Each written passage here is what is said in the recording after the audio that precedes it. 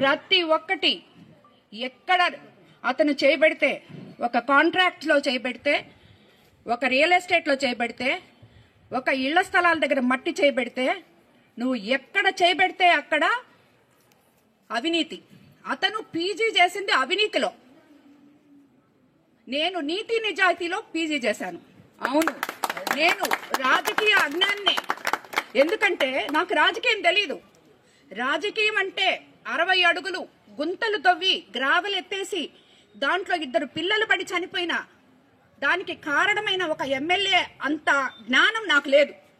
కాబట్టి నేను రాజకీయ అజ్ఞాన్నే.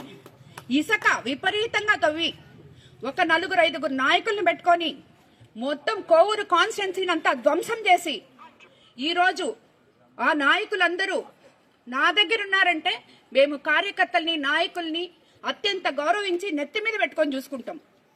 అదే కార్యకర్తలు నిన్ను సాకలేక నా దగ్గరకు వస్తున్నారు, నీకు అప్పులు ఇవ్వలేక నా దగ్గరకు వస్తున్నారు. కాబట్టి ఈ పర్సంటేజ్లు ప్రసన్న మాట్లాడిన దాని గురించి మీరు అడగడము, నేను మాట్లాడడం కూడా వేస్తే. కాబట్టి వదిలేయండి.